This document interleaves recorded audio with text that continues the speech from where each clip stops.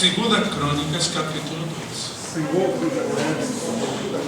Que maravilha, né, irmãos? aleluia. Aleluia. Glória a Do Deus. Espírito, louvando ao Senhor de coração. É gostoso. O louvor é aceitável. Ele Glória a Deus. Glória a Deus. Aleluia, Senhor. Glória a Jesus. Sente a presença do Senhor. Pai Motivo Todo-Poderoso. de adoração e exaltação ao nome do Senhor.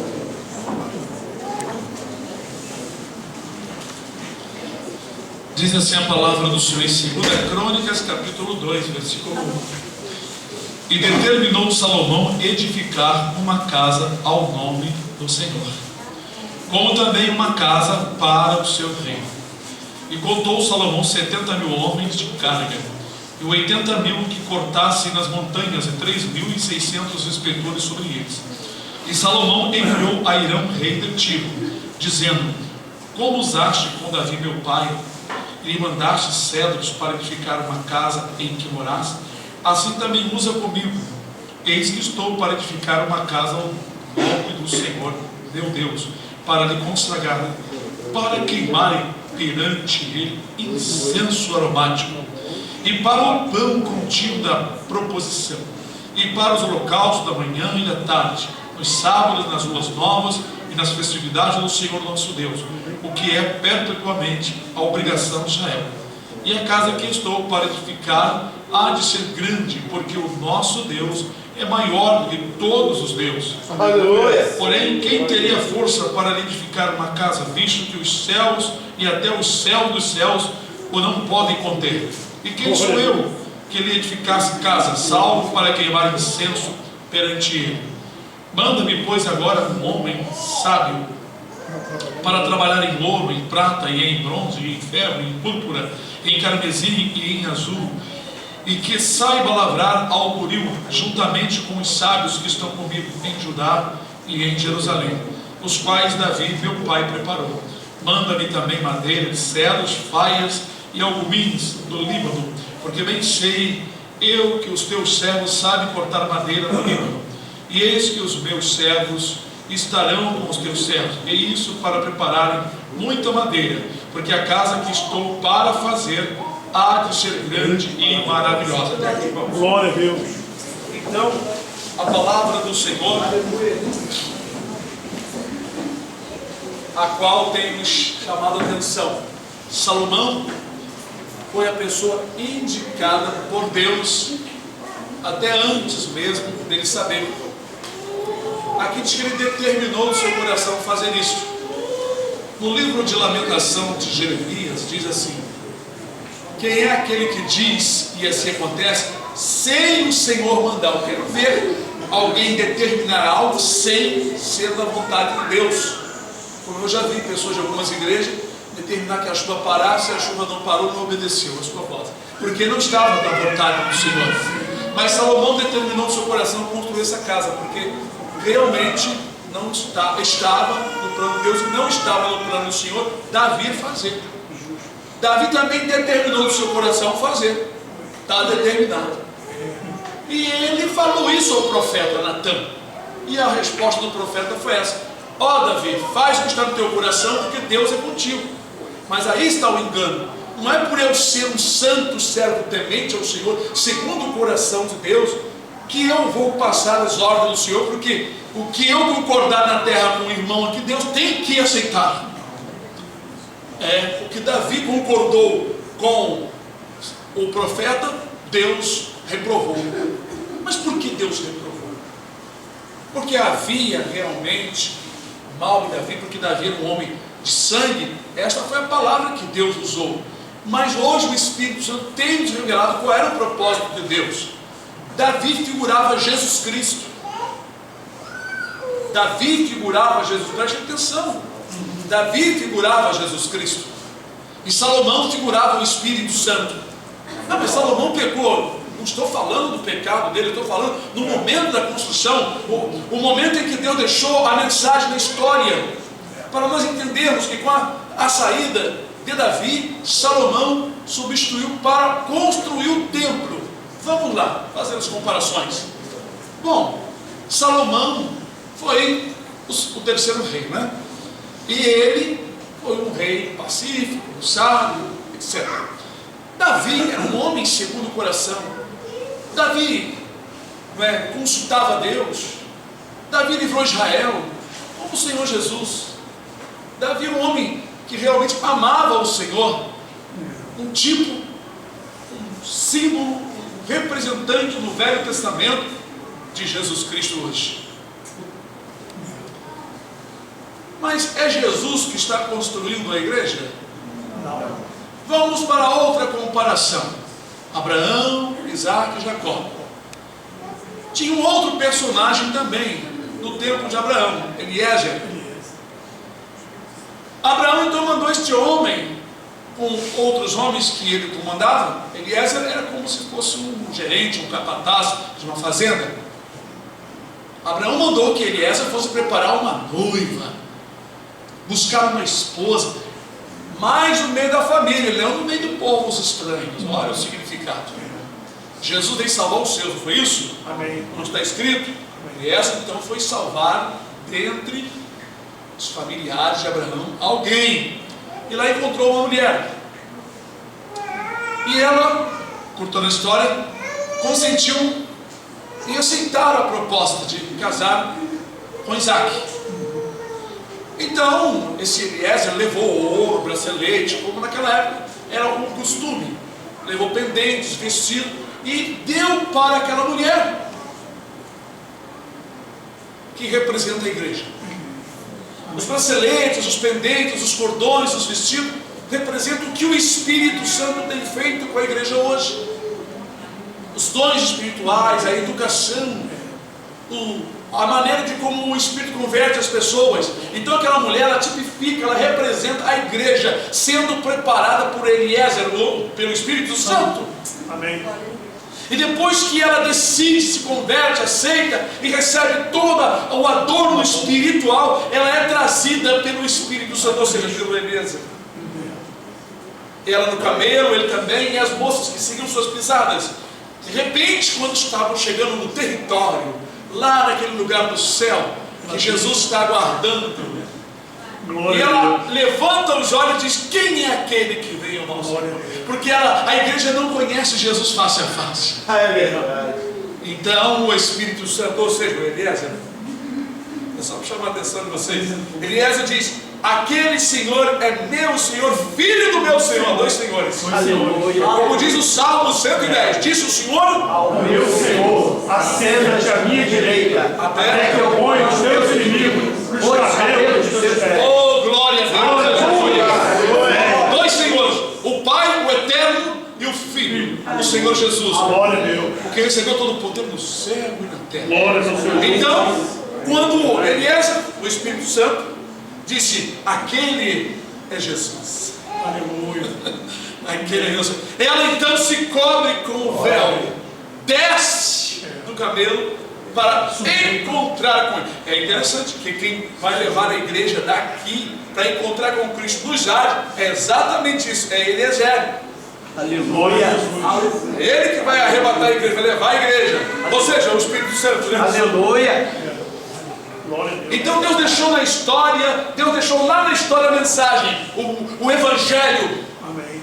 E aqui nós vemos novamente sendo repetido. O templo aqui é a mesma mulher que foi adornada. Salomão preparou o templo de maneira gloriosa, maravilhosa, tudo como Deus lhe dava orientação sábia. E preparou homens sábios para fazer detalhadamente muitas coisas. Tudo isso representa o trabalho maravilhoso do Espírito Santo com a palavra. Davi preparou materiais, tinha preparado ouro, preparou muitas coisas, o local. Cristo veio, fez a obra. Assim como Davi venceu os inimigos, derrotou, subjugou, libertou Israel, Cristo veio e fez a mesma coisa, libertou o povo e deixou o material. Glória a Jesus. Deixou o material, a palavra. E o Espírito Santo hoje usa o material importante, a palavra. Glória a Deus. A palavra é o material da construção do templo: o ouro, a prata, o bronze, o ferro, a madeira, né? os homens sábios, as bordaduras, tudo são comparados ao material espiritual. Amém. Então nós vemos aqui que o tempo é de Deus. E alguém só pode determinar algo se estiver dentro do conselho dele. Não é isso? Amém. Então nós vemos que Salomão, figurando o Espírito Santo, preparando o templo. Porque nós somos casas espirituais para oferecer um louvor e adoração ao Senhor. Amém. Glória a Deus. É interessante que Salomão edificou esse templo em quanto tempo? 7 anos. Guardaram, hein? 7 milênios. 7 períodos, né? E nós estamos agora no término da construção. No último mergulho de Namor, aleluia. Aleluia. No momento em que a rainha Esther casa no 7º ano do seu esposo reinado, aleluia. Glória. O momento em que a mulher com sua família volta da terra dos filisteus depois de 7 anos de seca e de fome para adquirir novamente suas terras, de volta para casa. O momento em que Miriam, depois da lepra, 7 dias, ela volta para o arraial do céu, aleluia. Aleluia. Oh, glória. Então, amados, o tempo é de Deus. Não Amém. podemos atropelar a vontade do Senhor. Devemos apresentar nossas vontades, mas nunca insistir quando Deus não está no negócio. Não adianta ser santo e ter jejuado um mês inteiro. Nada disso muda a vontade do Senhor. Vocês sabem disso. Jejum, sacrifícios, milhões de orações não mudam a vontade de Deus. Preste atenção nos estudos. A oração é feita pelo Espírito Santo conosco. É essa que Deus vai ouvir. Aquela que o Espírito Santo vai interceder com gemido exprimido, que porque você não sabe pedir o que convém. Aleluia. O que é conveniente. O que quer dizer isso? Ou seja, aquilo que é pela vontade do Pai. Amém. Glória. Salomão prosperou porque estava dentro do propósito de Deus. Aleluia. Glória. Amém. Porque a bênção do Senhor enriquece e não acrescenta dores. Quando Deus está no negócio, você vê prosperando. Mas quando o Senhor não mandou e você insiste, você bate com a sua frente em espinhos e ponta de ferro. Lembramos disso quando Paulo, ainda chamado Saulo, perseguiu a igreja até um certo tempo. Até um certo tempo ele prevaleceu. Mas quando chegou o momento de parar, Glória. socorreu ele. Glória a Jesus. Quem és tu, Senhor? Eu sou Jesus Nazareno, a quem tu persegues. Tu és para ti recalcitrar contra os aguilhões. Paulo então não conseguia nem enxergar mais. Aleluia. Ali o homem para. É assim que Deus faz. Quando Deus quer parar, ele para. Aleluia. Ele até deixa alguns insistirem no erro, apanhando, até chega um momento, para. Glória a Deus. Para. Aleluia. Maravilha. Quer morrer? Aleluia. Então o Senhor para o homem e a mulher. Aleluia. Não se espedaçar, né? Deus é tão bom. Nós vemos então, amados, o cuidado do Senhor. E vemos como Deus deixou na história tanta maravilha, o Evangelho. Como pode? Quantos pastores não sabem o Evangelho no Velho Testamento? Olha, eu fico assim, eu fico para morrer, me dá até vergonha. Às vezes eu fico, sei lá, me dá uma coisa. Não, irmão, o Evangelho é de Mateus para frente, irmão. E eu pergunto para quem assiste isso na internet, os irmãos aqui, quando Jesus pregava o Evangelho, quando os apóstolos começaram a pregar o Evangelho, existia Mateus para frente, irmãos? Não. Só o Velho Testamento. Só que não conhece a história que fala o que não sabe. Irmãos, o Evangelho que Jesus pregou e os apóstolos pregaram é tudo referente ao que está escrito no Velho Testamento. Eles até usaram palavras um pouco diferentes, mas as referências você encontra o assunto aqui. Vós sois casas espirituais. Jesus também é templo, nós somos templo. Deus é templo. João, lá em Apocalipse, ele disse que lá no céu ele não viu o templo, porque o templo que ele viu no céu era o Senhor Deus Todo-Poderoso, o Cordeiro. Amém. Se alguém tiver visão aí na internet dizendo que vai ter um templo, todo mundo vai ter lá dentro, sabe que é mentira. Pode dizer que é mentira, pode escrever lá, é mentira.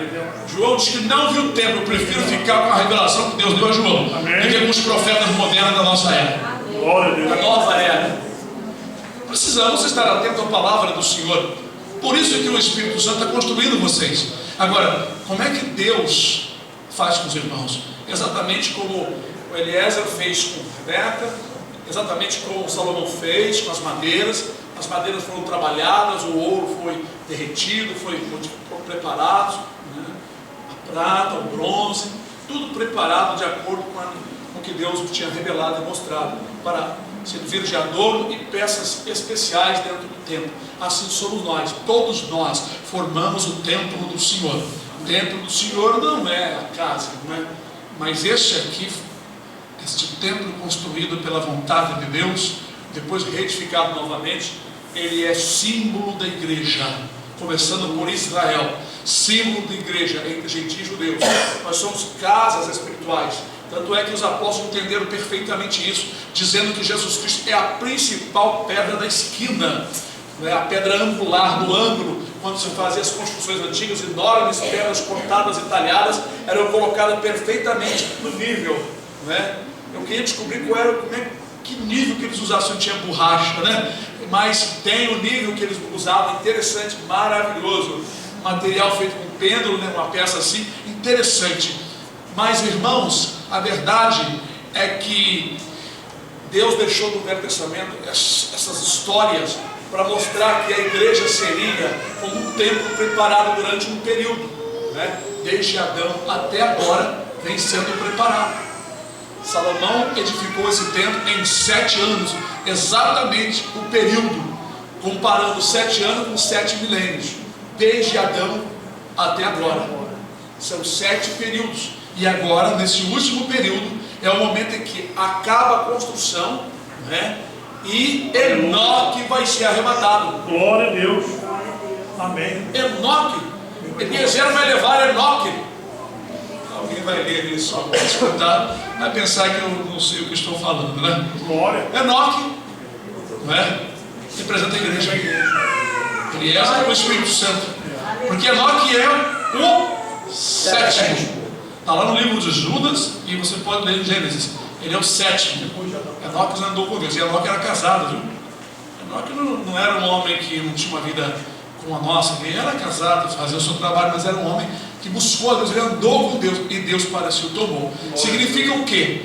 Que aqueles agora, nesses últimos dias que estiverem andando com Deus, são parte do templo pronto. Porque estão andando com Deus e Deus para si vai levá-los. Deus vai tomar para si os que estão andando com Ele, andaram com Ele, como Ele disse lá no Apocalipse: tens em Sá alguns que não mancharam suas vestes e andarão comigo de branco. Glória a Jesus. Procure então, irmãos, manter-se puro e santo diante do Senhor até o momento do arrebatamento. Por quê? Na verdade, como Enoque, ele andou com Deus, Deus para si o tomou. Enoque, sendo o 7º, figura da igreja nesse 7º período em que o Senhor vai levá-lo para si. Amém. E o outro material bruto que não deu para trabalhar, porque não se deixaram de trabalhar, não se deixaram lapidar, ficaram aqui para ser lapidado, porque é um material muito duro, então tem que ser colocado no fogo 7 vezes mais quente para derreter. Então, depois que estiverem derretidos, amolecidos, conforme vão sendo mortos, aí os que ficarem aqui passados ao fio da espada, Deus vai levando também. Tem irmãos que acham que não vai ter salvação na grande tribulação. A ignorância é muito grande, a falta de revelação é muito grande. Irmãos, tanto os judeus, os remanescentes, serão salvos na grande tribulação. Os que forem mortos, sendo decapitados, automaticamente serão arrebatados. Ou seja, seu espírito vai para Deus, seu corpo fica aqui. Carne não entra no reino do céu. O Senhor vai fazer desaparecer essa carne aqui da igreja só para mostrar, para ficar como sinal. Mas assim que nós desaparecemos, isso aqui desintegra, cai a poeira aí, só vai conteúdo, irmãos. É muita ignorância achar que a carne, não, ela vai ser transformada, vai ter um sangue. Que sangue nada, nem sangue, nem carne, nem osso entra no reino dos céus. É outro corpo. É outro corpo. É outro corpo. Glória. De dentro disso aqui, sabe, nós temos um outro corpo. Amém. Isso aqui é a matéria não vai. Ela vai desaparecer, mas não vai para o céu, irmão. Isso não existe. As pessoas confundem muito porque não têm entendimento, não conseguem entender pela revelação do Espírito Santo. Mas uma irmã tem uma visão na internet que eu aceitei piamente. Ela disse que viu o arrebatamento acontecer, aquela escuridão negra na face do globo terrestre. Aquela escuridão negra, o céu e a terra ficaram divididos. E ela viu os santos, ela também tinha sido levada, e ela disse que continuou olhando para aquela escuridão negra, e de repente veio subindo uma pessoa de roupa branca, um varão de roupa branca. Eu nem sabia quem era, pensou até que fosse um profeta, alguém, sei lá, um anjo. Ela perguntou para o Senhor: quem é aquele que está subindo ali de veste branca, resplandecente? Aquele ali é um dos que não negou meu nome. E como é que ele conseguiu? Ele foi decapitado, mas muitos não conseguiram. Aí ela continuou olhando, daqui a pouco, não era um montão não, vinha outro subindo. Senhor, e aquele ali? Aquele ali também venceu. Esse ali ele foi esquartejado, mas muitos não conseguiram. Aí ela olhou, depois veio outro, e o Senhor falou a forma que foi morto. E ele disse novamente, mas muitos não conseguiram, ou seja, os que ficaram, muitos não conseguiram aguentar. Porque a morte vai ser aplicada de forma terrível, para ver se a pessoa fica horrorizada e não aceite. Então vai ter salvação, mas não é salvação convencida pelo Espírito Santo, transformada, sentindo a presença do Senhor, aleluia, as lágrimas descem, Jesus está entrando no meu coração. Não, ou você aceita o sinal da besta, ou você vai ser morto estupidamente. Então não vão fazer coisas terríveis, mas vai haver salvação sim. Doutrinas de demônios têm sido introduzidas na mente e no coração de muita gente, por pessoas da internet que falam mentiras, usadas por demônios, ou pessoas que insistem em querer ensinar a Bíblia sem nunca serem tido uma chamada de Deus, sem serem convidados e chamados e dotados de capacidade para instruir. Todos falam da palavra, mas instruir, dar instrução, receber a revelação e a compreensão não é para todos, é para aqueles a quem o Senhor chama e dá. Glória a Jesus. Mas vai haver salvação sim, debaixo de aflição, porque João viu isso. Ele viu um mar de vidro, por exemplo. Tem várias escrituras no Apocalipse, um mar de vidro. Isaías 24, os que ficarem vivos também, não é? Vão se alegrar, porque Jesus vai vir reinar aqui na terra, com os que já foram e o sobrevivente que não receberam a marca da besta. Alguns vão ficar vivos no osso, na pele, mas vão ficar vivos. E Jesus vai tomar esses, os anjos vão recolhê-los e vão levá-los para Jerusalém. Os ímpios também, os ímpios não serão todos mortos. Ficará um grupo de ímpios marcado com o sinal da besta, ou o número ou o nome. Esses ímpios vão encher a terra, porque eles vão casar entre si. E os que ficaram vivos, sobreviventes na carne aqui, da grande tribulação, quando Jesus descer com milhares de santos, esses, como eu disse, serão recolhidos pelos anjos, serão levados para Jerusalém, e eles vão casar entre si, vão encher a terra de remidos. Glória a Deus. Aleluia. Os que vierem, os santos que já passaram da morte para outra, que vierem com um corpo deste aqui, esses não vão casar mais. É um segredo que muitas igrejas e pastores não comentam e não sabem, não estudam, não têm revelação do Senhor. Então, João viu um mar de vidro e viu milhares de santos, e o Senhor disse: esses são os que escaparam do sinal da besta, do seu nome e do seu número. Aí, glória, aleluia. Ele viu também almas que foram degoladas. João viu depois as almas ressuscitadas, pessoas que foram degoladas, que não aceitaram a besta e tem seu sinal. Está lá no Apocalipse 20, gente. Glória. Será que esse povo está com a mente tão fechada, tão entenebrecida? Apocalipse 7 também. Um ancião mostrou para João uma multidão que não dava para contar, com palmas nas mãos e vestes brancas, e o ancião disse e perguntou: João, quem são esses? De onde vieram, João? Da grande tribulação. Olha, tu sabes, Senhor, não sei não. Esses são os que vieram de grande tribulação. Glória a Deus. Juntando com os outros atribulados de outras épocas, né? Os que realmente permanecerem aqui, irmãos, alguns serão fiéis. É que o povo não entende uma coisa: 80%, mais ou menos, é isso que Deus tem falado, ficarão do povo evangélico, ficarão aqui. São milhões, irmãos, são milhões. A terra tem, agora segundo a estatística de numeração, tem 7 bilhões. 1 bilhão é 999 milhões e mais 1 milhão. 1 milhão é 999 mil e mais 1000. É muita gente que existe na terra. Os que vão, irmãos, realmente serão notados. Mas a terra não vai esvaziar pelos que Deus vai tirar, não. Igrejas vão ficar inteiras em peso. Muitas igrejas. E algumas dessas pessoas, né, vão reivindicar seu direito, vão buscar a Deus, outras vão se suicidar, outras ficarão enlouquecidas, outras quererão matar os seus pastores, como Deus já revelou. Os pastores que ficam fazendo a vontade dos seus membros, estes mesmo, quando ficarem aí, vão querer matá-los, e alguns vão ser mortos mesmo. Já que você não pregou a verdade para nós, tu vai morrer no nosso irmão. E isso Deus já revelou, que no arrebatamento da igreja vai haver suicídio, muito suicídio. Muitas pessoas vão se suicidar de diversas maneiras, vão se jogar de cima de monte, vão se enfocar. Deus já mostrou para pessoas diferentes que isso vai acontecer, porque será um caos terrível para os que ficarem aqui. Então, amados, são milhões, eu digo bilhões de crentes que ficaram aqui, irmãos. E aí a igreja precisa estar andando com o Senhor. Aleluia, Senhor. Glória a Deus. Salomão, o Espírito Santo, está adornando, está marcando, está selecionando. Vamos continuar na presença do Senhor, né, irmãos? Deus nos abençoe.